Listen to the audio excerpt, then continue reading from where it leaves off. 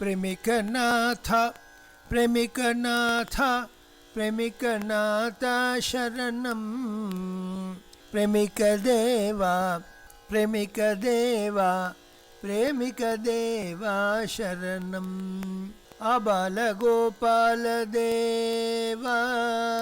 प्रेमिकनाथ शरणं निष्किञ्चन जनप्रिय प्रेमिकनाथ शरणं प्रेमिकनाथ प्रेमिकनाथ प्रेमिकनाथ शरणं प्रेमिकदेवा प्रेमिकदेवा प्रेमिकदेवा शरणं मुग्धबाला स्वजनफाला प्रेमिकनाथ शरणं ज्ञानबाला सज्जनफाला प्रेमिकनाथ शरणं प्रेमिकनाथ प्रेमिकनाथ प्रेमिकनाथ शरणं प्रेमिकदेवा प्रेमिकदेवा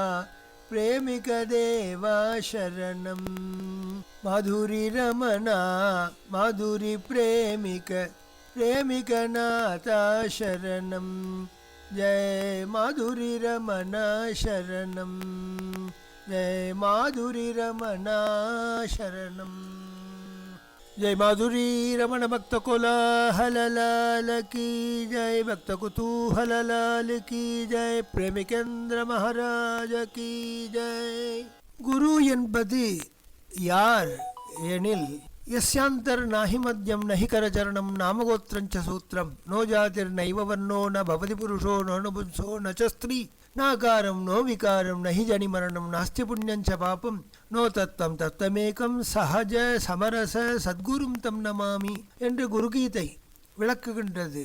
யஸ்யாந்தர் நாஹி மத்தியம், எவருக்கு உள்ளும் வெளியும் எவரும் இல்லையோ, இவருக்கு ஆதி மத்தியம் அந்தம் என்பது எதுவும் இல்லையோ, நஹி கரச்சரணம் அவயவங்களோடு பார்க்கின்ற குரு குருவல்ல. நாமகோத்திரஞ்ச சூத்திரம், இந்த கோத்திரத்தை சேர்ந்தவர், இந்த வர்ணத்தை சேர்ந்தவர், இந்த ரூபத்தை உடையவர், இதெல்லாம் அடையாளங்கள் அல்ல.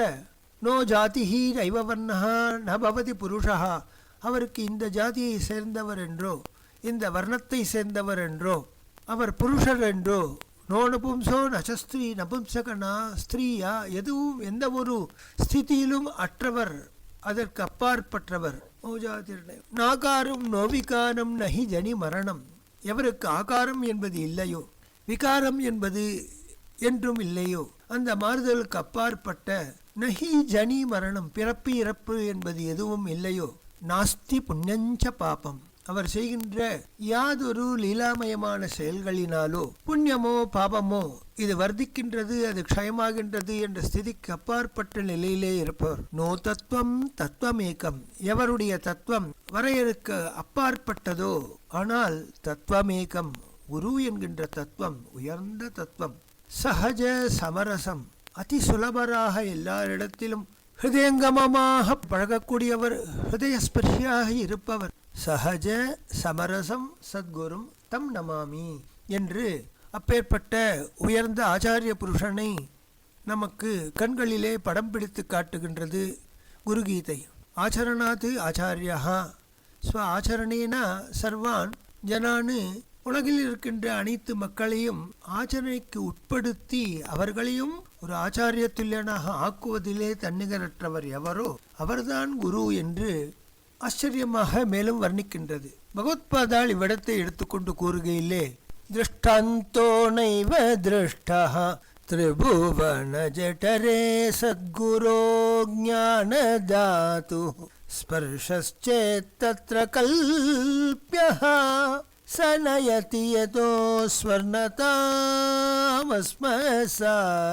ந ஸ்பர்ஷத்வம் ததாபி श्रीचरणयुगे सद्गुरो स्वीयशिष्ये स्वीयं साम्यं विदत्ते स्वीयं साम्यं विदते भवति निरुपमस्तेन वालौकिकोऽपि. ಶತಶ್ಲೋಕಿಯಿಲೆ பகவத்பாதாச்சாரியால் கூறுகின்றார், என் குருநாதனுக்கு ஈடிணையாக இம்மூன்று உலகங்களையும் அலைந்து தெரிந்து பார்த்து விட்டேன். அவர் ஞானதாதா, அவருக்கு ஈடிணையான எந்த ஒரு வஸ்துவும் என் கண்களிலே படவில்லை என்கின்றார். ஆனாலும் ஒரு விஷயம் கண்ணிலே பட்டது, அது ரசமணி, ஸ்பர்ஷவேதிக்கல். அது தன்னை தொட்டவர்களை அடுத்த கணம் தங்கமாக ஆக்கும் குணம் கொண்டது. ஆனால் யோசித்து பார்த்தால், ஸ்பர்ஷேத் தத்ர கல்பியஹ சனயதி யதோ ஸ்வர்ணதாம் அஸ்மசாரம். தொட்டால்தான் ரசமணி அடுத்த வஸ்துவை தங்கமாக ஆக்கும்.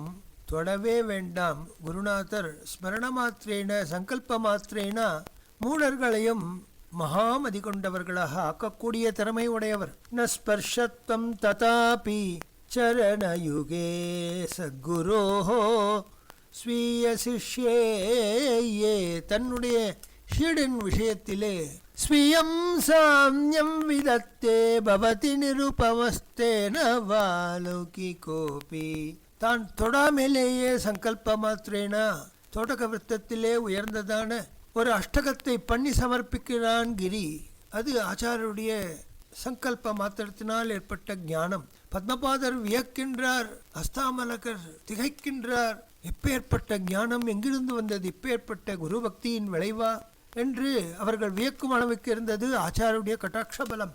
எனவே குரு ஸ்வீயம் சாமியம் விதத்தே பவதி நிருபமஹா. தனக்கு நிகராக அவனை மாற்றுவதினாலே அவனுக்கு நிகர் அவனேதான், வேறு எந்த ஒரு வஸ்துவும் இல்லை என்கின்றார். அப்பேற்பட்ட நிரதிசய சாமியமான உயர் வஸ்துவாக தான் இருந்த போதிலும் தன்னை வெளிக்காட்டிக் கொள்ளாத மகனியர்களிலே தலைச்சிறந்தவராக இருந்தவர் நமது பிரேமி அண்ணா. ஆக நம் கடமை என்ன? குருமூர்த்திம் ஸ்மரேத் நித்யம் குருநாம சதா ஜபேத் குரோராக்ஞா பிரகுர்வீத குரோரண்யம்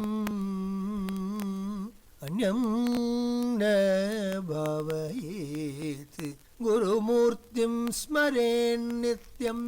குருநாதனுடைய அந்த உயர்ந்த திரு உருவை தெளிவு குருவின் திருமேனி காண்டல் என்றபடி அனவரதம் அதை ஸ்மரித்த வண்ணம் இருப்பது சீடருடைய கடமை. குருநாம சதா ஜபேத். அவருடைய நாமத்தை திருநாமத்தை சதா ஜபித்த வண்ணம் இருக்கும் பழக்கம் வர வேண்டும். குரோர் ஆக்ஞா பிரகுர்வீதா. ஆச்சாரிய புருஷன் காலால் இட்ட பணியை தலையால் இட்டு முடிக்க வேண்டும். குரோரண்யம் ந பாவயேத். எந்த கோவிலிலே எந்த ஒரு தெய்வத்தை கண்டாலும் அவ்விடத்திலே நம் குருநாதரை காணும் பான்மை நமக்கு வர வேண்டும். எந்த ஒரு சாதுவை கண்டாலும் நம் குருநாதனாகவே எண்ணி அவரை நமஸ்கரிக்க வேண்டும். அப்பேற்பட்ட பரமைகாந்த புக்தி அவரொருளால் நமக்கு வர வேண்டும் என்று பிரார்த்தனையோடு புண்ணியானிமான் பரம பாகவதான் ஸ்மராமி என்கின்ற ரீதியிலே பிரேமிக புஷ்பாஞ்சலி பாகம் 2 குருநாதருடைய அவதாரணம் பர்யந்தம் முதல் பாகத்திலே கண்டு அனுபவித்தோம். அதை மேலும் தொடர்வோமாக. குருவருள் துணை நிற்க. நிதயே பக்தி தத்வானாம்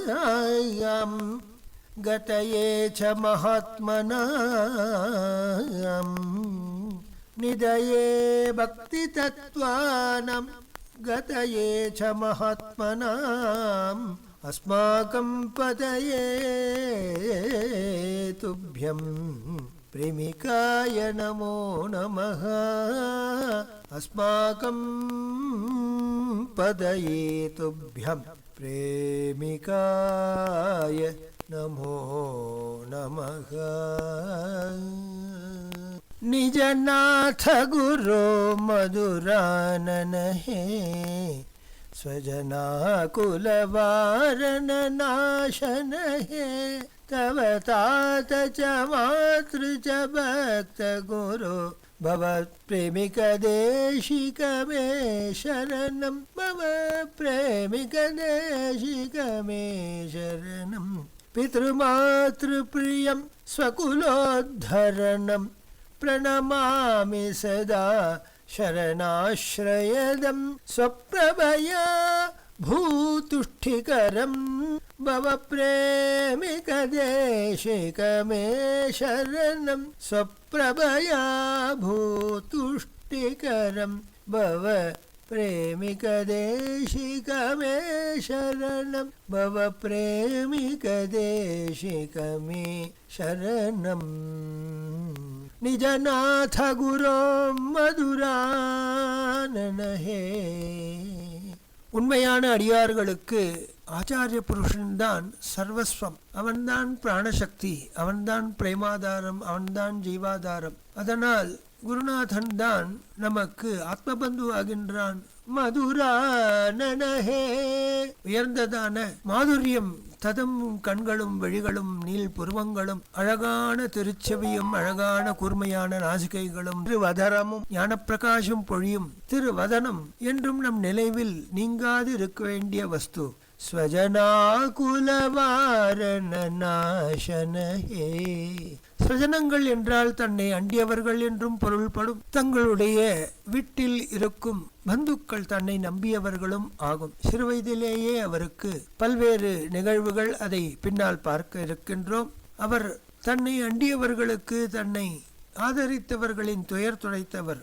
அதுவும் அதிபால்யத்திலேயே அந்த சக்தி ஸ்ரீனிவேச பெருமாளின் கிருபையினால் கிடைத்தது. தவதாத்ருச்ச மாத்ருச்ச பக்த குரோ பவ பிரேமிக தேசிகமே சரணம். தன் தாய் தந்தையர்களுக்கு உயர்ந்த சேவகனாக இருப்பார். சதா பரிச்சரியம் செய்வதிலே தன்னிகரற்றவர். தாய் தந்தையர்களை எவ்வாறு புண்டலீகன் அவர்களுக்கு கைங்கரியம் செய்து மகிழ்ந்தானோ, அதனால் சாட்சாத்து பரபிரம்மம் துவாரகாதீசனே அவன் வீட்டில் தேடி வந்து அன்றுமின்றும் என்றும் நமக்கு அபயம் தரக்கூடிய உயர்ந்த நாதபீட்டத்திலே அமர்ந்து கொண்டு யோக பீட்டத்திலே அமர்ந்து கொண்டு கட்டாட்சித்த வண்ணம் இருக்கின்றான். அப்பேற்பட்ட நிலையிலே தன் தாய் தந்தையர்களை அனவரதம் பூஜிப்பதிலும் உயர் சேவை செய்வதிலும் தன்னிகரற்ற அம்பியாக இருந்தார். பித்ருமாத்ரு பிரியம் ஸ்வகுலோத்தரணம், தாய் தந்தையர்களுக்கு பிரியபாத்திரனாக இருந்தார். ஸ்வகுலோத்தரணம், தன் குலத்தை ஈடு இணையில்லாத அந்த கிருஷ்ணசூரிய வம்சம் என்கின்ற ஒரு பெரும் கடலிலே அவதரித்த சந்திரன் போல் இவருடைய உதயம் இருந்தது. பிரணமாமி சதா சரணாஸ்ரயதம், அவரை நமஸ்கரிக்கின்றோம். இவர் தாய் தந்தையருக்கு அனவரதம் கைங்கரிய நிரதராக கைங்கரியப்பரராக இருந்தாரோ, தன்னுடைய குலத்திலே அனைவரையும் உத்தாரணம் செய்யக்கூடிய உயர்நிலையிலே இருந்தாரோ, சதா சரண்யர்களுக்கு தீனசரண்யனாக இருந்து சர்வசரண்யனாக இருந்து ஆசிரிய பொருளாக ஆஸ்பதமாக இருந்தவன் எவனோ அவரை நமஸ்கரிக்கின்றோம். ஸ்வப்ரபயா பூதுஷ்டிகரம், தான் அவதரித்த காலம், அதனால் உலகிற்கே ஒரு மறுமலர்ச்சி விடிவெள்ளியாக தான் இருந்தார். விளையும் பயிர் முளையிலே என்பது போலும் ஒரு துளசி அங்குரிக்குமாற் போலே உயர்ந்த சுகந்தமும் ஞானமும் அவருடைய ஆத்மானுபவமாக அவருடைய திருவாயிலிருந்து சிறுவயதிலிருந்தே இருந்தது. படிக்காமலேயே பல்வேறு விஷயங்களை கற்றவர் என்பது பின்னால் நாம் விஸ்தாரமாக காண இருக்கின்றோம். பவ பிரேமிக தேசிகமே சரணம், ஏ குருநாதா, அடியோங்களை ஏற்று நிம் சரணாரவிந்தங்களிலே ஆசிரிதர்களாக என்றும் மறவாது எங்களை உய்விக்க வேண்டும் என்று பிரார்த்தனை. இதற்கு முன்றைய முதலாம் பாகத்திலே கண்ணன் பிறந்தது போல் பன்மணி முத்தன் பவளம் பதித்தது போல் உதித்தான் பாரீர் என்று அவருடைய பிறப்பை நாம் கொண்டாடி மகிழ்ந்தோம். வாராதான் வந்தானே தன் அழகு பொன்னடி காட்டியே என்று முடித்திருக்கின்றோம். அடுத்து அவன் பிறந்த பொழுது ஆய்ப்பாடியிலே கோகுலத்திலே யாதொரு அலௌகிகமான சுகத்தை கண்ணன் பிறப்பிலே கோகுலத்திலே கண்டார்களோ, ஓடுவார் விழுவார் உகந்தாளிப்பார் நாடுவார் நம்பிரான் எங்குதான் என்பார் பாடுவார்களும் பல பேரை கொட்டாளின்றி ஆடுவார்களும் ஆயர்பாடியே என்றபடி சீதக்கடலுள் அமுதன்ன தேவிக்கு கோதை குழலான சோதைக்கு போத்தந்த பேதை குழவி பிடித்து சுவைத்துண்ணும் பாதக்கமலங்களை காணீரே பவளவாயீர் வந்து காணீரே என்று அவர் கொண்டாடியதும், மாணிக்கம் கட்டி வைரம் இடை கட்டி ஆணிப்பொன்னால் செய்த வண்ட சிறுத்தொட்டில் பேணி உனக்கு பிரமன் விடுதந்தான் மாணிக்குரலனே தாலேலோ என்று வையமளந்தானை அவர்கள் பாடி பகிர்ந்ததும் இங்கு நாம் ஸ்மரிக்க வேண்டும். அவ்விதம் ஆயிற்று. அவருடைய பிறப்பு அக்கிராமத்திற்கே உயர்ந்ததான ஒரு அலௌகிகமான தெய்வீக சுகத்தை தந்தருளியது. காடுடை கண்ணனுக்கு சளைத்தவனல்ல, காடுடை கண்ணனுக்கு சளைத்தவன் அல்ல எனப் புகழ்வது போல், பிடுடை மன்னவனும் அநேக லீலை புரிந்தான் சங்கபுரியில், பீடுடை மன்னவனும் அநேக லீலை புரிந்தான் சங்கபுரியில், நாடுடை அன்னவன் சொற்படி நடப்பார் விருப்பம் யாவும் இட்டமாய் நடந்தது காணீர், நாடுடை அன்னவன் சொற்படி நடப்பார் விருப்பம் யாவும் இட்டமாய் நடப்பார் காணீர், வேங்கடவன் அருளால் தானே. காடுடை கண்ணனுக்கு கண்ணபிரானுக்கு யான் சளைத்தவன் அல்ல, நான் என்ன சளைத்தவனா எனப் புகழ்வது போல் என்று கூறுவது போல், பிடுடை மன்னவனும் அம்பியாம் அச்சிறுப்பிள்ளை அநேக லீலை புரிந்தான், பல்வேறு லீலைகளை ஒரு விளையாட்டாகவே புரிந்தான். சங்கபுரியில் தான் அவதரித்த திருச்செங்கலூரிலே விதம் பாலலீலைகள் பலவாறு செய்தான். நாடுடை அன்னவன் சொற்படி நடப்பார், அவன் கூறியதை அப்படியே செய்து காண்பவர்கள் எவரே ஆயினும் அவர்தம் விருப்பம் யாவும் இட்டமாய் நடந்தது காணீர், வெங்கடவன் அருளால் தானே. அவர்களுடைய குலதெய்வமான வெங்கடவன் திருமலையப்பனின் அருளால் அவருக்கு வாக்களிதம் உண்டாகி அவர் வாக்கிலே வந்த அமுதமன்ன திருச்சொற்கள் அனைவரின் விருப்பத்தையும் சுஜனங்களின் சமங்களை நீக்கி சுகானுபவத்தை பெருக்குவமா போல் அமைந்தது. சிறு வயதிலேயே ஒரு வயதுக்குள்ளாகவே அவருக்கு ஸ்ரீனிவாச பெருமாளின் உயர்ந்த அனுகிரகம் இருந்தபடியாலே பல்வேறு லீலைகள் தாய் தந்தையர்களுக்கு புரியாமல் போனாலும் பெருமாள் அதை புரிய வைத்தான் என்பதுதான் சத். பல்வேறு ஆச்சரியமான நிகழ்ச்சிகள் அவருடைய பால்யத்திலேயே நடந்து காண்போர் வியக்கும் வண்ணம் அமைந்தது. ராம பூஜையிலே துரந்தரராக இருந்தார் சாஸ்திரிகள். தாயாரோ அம்பிக்கு ஸ்நானம் செய்வித்து அலங்காரம் செய்து விளையாட விட்டு சமையலிலே மும்முரமாக இருக்க குழந்தை தவழ்ந்து வந்து பகவன் நிவேதிதமான வஸ்துவை நிவேதனத்துக்கு வைத்திருக்கின்ற அதை தான் உண்ண ஆரம்பிக்க தாயும் தந்தையும் செய்வதறியாமல் திகைத்தனர். குழந்தையோ மூர்ச்சையாகி விட்டது. உடனே பிரபுவான ராமச்சந்திரனை தந்தை பிரார்த்திக்கின்றார். ஏதாவது அபராதங்கள் இருந்தால் மன்னிக்க வேண்டும் என்று மீண்டும் ராமபிரானுக்கு பிரார்த்தனையோடு சமர்ப்பிக்க அதன் பின்னர் அவருக்கு மூச்சை தெளிவித்தது என்று அவருடைய சரித்திரம் கூறுகின்றது. ஒருமுறை மத்தியார்ஜுன க்ஷேத்திரத்திற்கு தைப்பூச உற்சவம் மகத்தான ஒரு உற்சவம். கிட்டத்தட்ட 50-60 நாதஸ்வர வித்வான்கள், அதுபோல் தவில் வாசிப்பவர்கள், தாளமிடுபவர்கள் மிக அழகாக வாசித்து வருகிற காலத்திலே அதை காணவே உலகம் திரண்டு வரும். 4 பிராகாரங்களையும் சுவாமி வலம் வந்து உள்ளே போகும் வரை ஜனங்கள் அந்த நாதஸ்வர வித்வான்களை மதித்து அவர் பின்னே செல்வர். பின்னால் வருகின்ற ஓதுவார் குழு பெரிய கோஷ்டியாக ஒரே குலரிலே 30-40 பேர் பாடி அனைவரையும் கேட்பவர் மனத்தை கவர்ந்தனர். இவையெல்லாம் அதிபால்யத்திலேயே ஒரு பசுமரத்து ஆணி போல் அவர் மனதிலே பதிந்து விட்டது என்றால் அது ஆச்சரியமல்ல.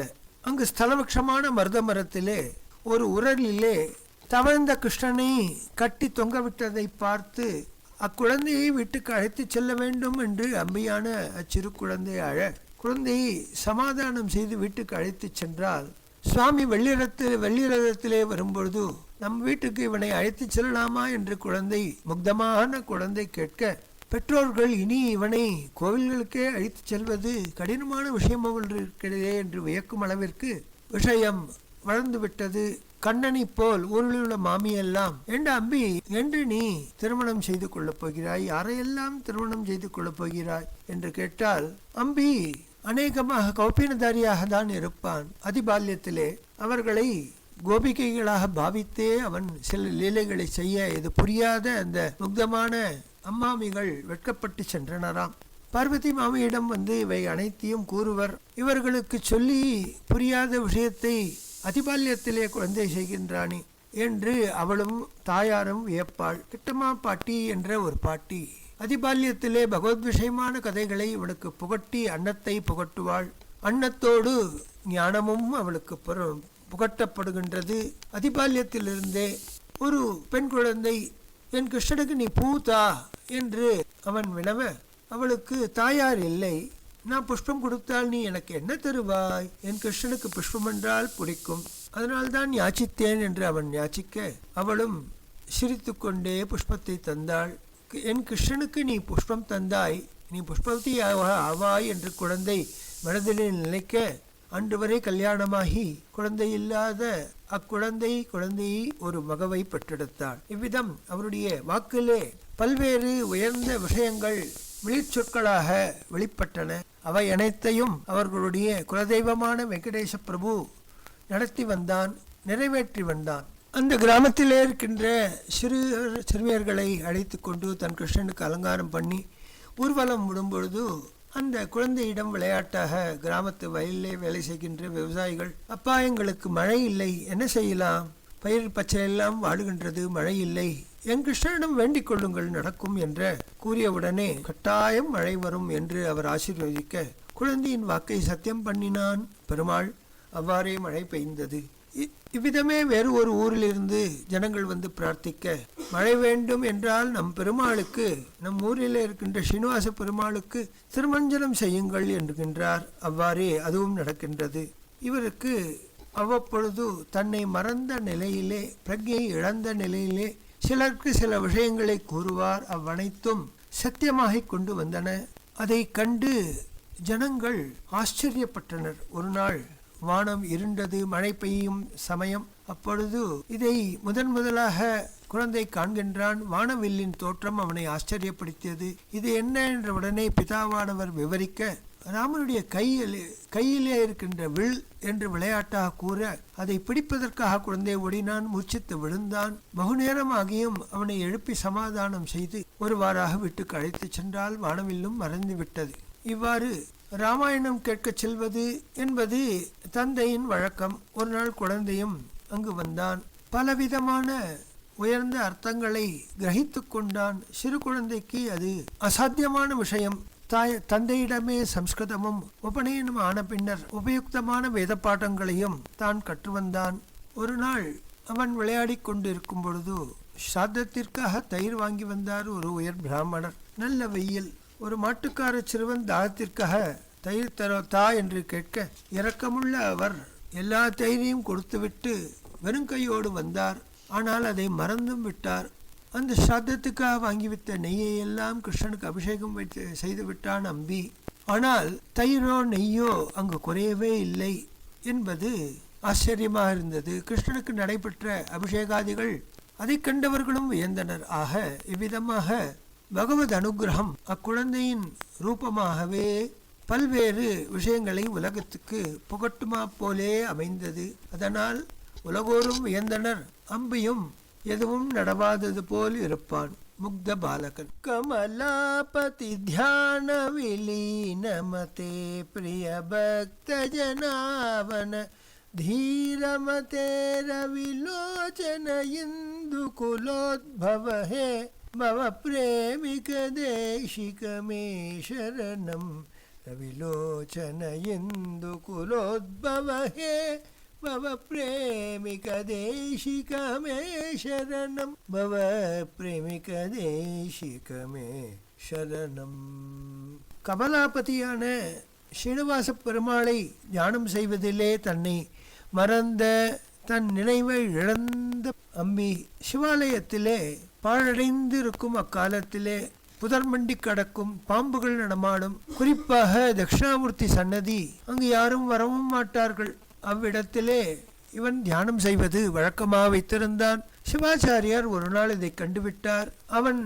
அவனுக்கு ஏலோக பிரஜை வரும் வரை அங்கு இருந்து, அம்பி இந்த சாவியை இனி உன் பக்கத்திலே வைத்து விட்டு செல்கிறேன். எப்பொழுது உனக்கு நினைவு திரும்புகின்றதோ அப்பொழுது நீ வந்து என் வீட்டிலே கொடுத்து விட்டு செல் என்று ஆணையிட்டு செல்வார். ஏகாந்தமாக தியானம் செய்த நிலை போய் இவன் தியானம் செய்கிறான், இவனுக்கு நாமும் ஒத்தாய் செய்ய வேண்டும் என்ற எண்ணம் இவருக்கு வந்து விட்டதே என்று அம்பி வியக்கின்றான். பிரிய பக்த ஜனாவனதீரமதே.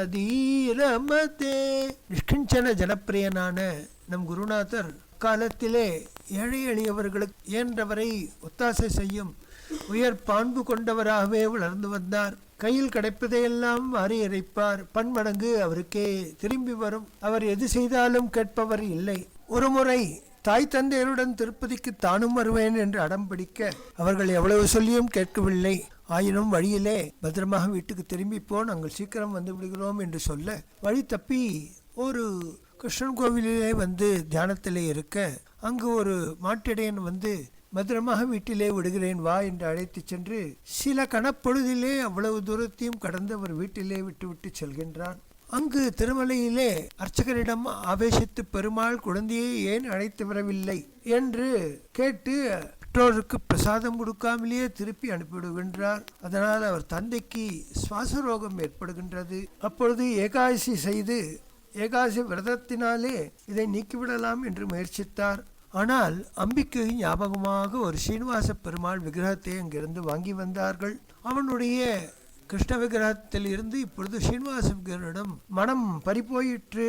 அவன் எப்பொழுதும் ஸ்ரீனிவாச விக்கிரகத்தோடையே பொழுதை கழிக்கலானான். 5ஆம் வயதிலே கிரமமாக ஸ்கூலிலே சேர்த்து விட்டால் அடுத்த நாள் வீட்டுக்கு வந்து விடுவான். பாழும் வீடுகள், தோப்புகள், கோவில்கள் மணிக்கணக்காக இங்கு தியானம் செய்வதும் ஸ்ரீனிவாச பெருமாளுக்கு அலங்காரம் செய்து விளையாடுவதும் ஆக இருக்கையிலே ஒரு நாள் இவனுடைய போக்கை மாற்ற வேண்டும் என்று ஸ்ரீனிவாச பெருமாளுடைய விக்கிரகத்தை ஒழித்துவிட அது ஒழிக்கப்பட்டிருந்த பீரோ எளிதாக திறந்து அவன் கைக்கு அது கிடைக்கப்பெற்றது. உண்மையாக உனக்கு ஸ்ரீனிவாச பெருமாள் ஆவிர்பாவம் ஆகின்றாரா?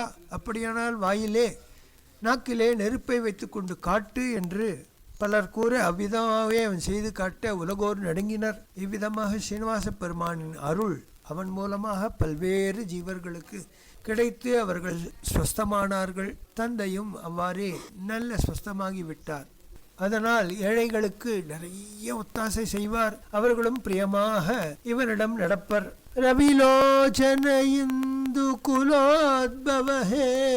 சந்திரவம்சத்திலே எவன் கிருஷ்ணச்சந்திரனாக பிறந்தானோ அவரல்லவா கிருஷ்ணசூரியாக வந்தார். அவர் அவதரித்த தினமும் கண்ணன் பிறந்த தினமும் ஒன்று என்றால் ஆச்சரியப்படுவதற்கில்லை. ஆயினும் நம் குருநாதரும் அதே தினத்தில் தான் பிறந்தார் என்று காணும் பொழுது இவரும் இந்து குலோத்பவத்தில் அல்லவா, இந்து குலத்திலே சந்திரவம்சத்திலே பிறந்தவர் போல் இருக்கின்றார்களே. ஆனால் கண்கள் ஞான பிரகாசத்தினாலே சூரியனை போல் ஞானத்தை உமிழும் பிரகாசம் மிக்க கண்களை ஏறெடுத்து பார்க்க இயலாத நிலை. ஆனால் அவனோ கிருஷ்ணச்சந்திரன். அதனால் ஞானம், வைராக்கியம், பக்தி இதன் உயர்நிலை என்று வந்துவிட்டால் அவர் சூரியனைப் போலவும், பிரேமை, கிருபை, ஏழைகளுக்கு உதவுவது, கருணையினே தன்னிகரற்றவர் என்ற நிலை வந்துவிட்டால் சந்திரனைப் போலவும் அவர் வாழ்ந்தார் என்பதுதான் இங்கு நாம் காண கிடைக்கின்றது. தானே தியானமும் பக்தியும் பேச்சும் நயமும். தானே தியானமும் பக்தியும் பேச்சும் நயமும் மோனமும் தொண்டும் சக்திக்கேற்ற உதவியும் வினயமும். மோனமும் தொண்டும் சக்திக்கேற்ற உதவியும் வினயமும் மௌனமும் விளையாட்டும் பாட்டும் உடன் பிறப்போடும் தானே ஞானமொளிர் கூற்றும் காணீர் பரமனருளால் தாமே. மௌனமும் விளையாட்டும் பாட்டும் உடன் பிறப்போடும் தானே ஞானமொளிர் கூற்றும் காணீர் பரமனருளால் தாமே. முதல் 6 ஸ்லோகங்கள் தொடக்க விருத்தத்தில் அமைந்துள்ளது குரு கிருபையினாலே. அதே போல் தமிழிலே முதல் 6 இந்த பிரேமிக்க அந்தாதியிலே முதல் 6 ஸ்லோகங்கள். இது எழுதிய காலம் வேறு, அது எழுதிய காலம் வேறு ஆயினும் ஒருவருளால் இரண்டும் ஒன்று போல் அமைந்துள்ளது அவருடைய அபாரமான கருணையை காட்டுகின்றது. தானே தியானமும் பக்தியும் பயின்றார். சதா தியானம், அதை தான் இப்பொழுது கண்டோம். பக்தியிலோ கிருஷ்ண விஷயமாகவே தன்னை லயித்து ஈடுபடுத்தி கொண்டார். பேச்சோ கிருஷ்ண விஷயமாக இருக்கும். எந்த ஒரு செயல் செய்தாலும் அதிலே ஒரு நயம், ஒரு நளினம், ஒரு பாங்கு காண கிடைத்தது. சதா மௌனத்திலே லயித்திருப்பார். பேச்சையே அறவே ஒழித்த நிலையிலே சில காலம் இருப்பார். தாய் தந்தையருக்கு மறவாது தொண்டாற்றுவார். ஏழை எளியவர்களுக்கு சக்திக்கேற்றவாறு உதவுவார். வினயஸ்வரூபியாகவே இருப்பார். மௌனமாக இருப்பார். ஆனால் விளையாட்டு, பாட்டு, ஆட்டம் என்று வந்துவிட்டால் தன் உடப்பிறப்புகள் அனைவரோடும் தன்னை மறந்து ஈடுபட்டிருப்பார். தெய்வீக குழந்தை என்ற எண்ணமே மறந்து குழந்தைகள் இவரோடு விளையாடுவர். ஞானமொழி கூற்றும் ஞானம் ஒளிர் கூற்றும் காணீர் பரமனருளால் தாமே. ஞானமொளிர் கூற்றும் காணீர் பரமனருளால் தாமே. ஞானம் ஒளிர்கின்ற உயர்ந்ததான அருள் வாக்கு கூறுவார். அது கூறினால் பரமனருளால் அவ்வனைத்தும் பலிக்கும் என்பதை நாம் செவ்வனே கண்டோம். பல்வேறு நிகழ்வுகள், உதாரணங்கள் சொல்லிக்கொண்டே செல்லலாம். அவ்விதம் அவர் ஆச்சரியமான சேஷ்டிதங்களை கொண்டவராக இருந்தார். ஜெய் பிரேமிகேந்திர மகாராஜ. சிந்தித பலதாயகாய சிந்தாமணிரிவாண்யாய சிந்தித பலதாயகாய சிந்தாமணிரிவாண்யாய வெங்கடார்ய சுபுத்ரார்ய பார்வதி சுப்ரியாய தே ஜயமங்களம் நேத்ய சுபமங்களம். தியானமக்னஸ்வபாவாய தியானானந்த நிமக்னாய தியானமக்னஸ்வபாவாய தியானானந்த நிமக்னாய தியானலோல சுபாலாய மங்கள விக்கிரகாய தே ஜயமங்களம் நித்ய சுபமங்களம். जय प्रेमिकेंद्र महाराज की जय.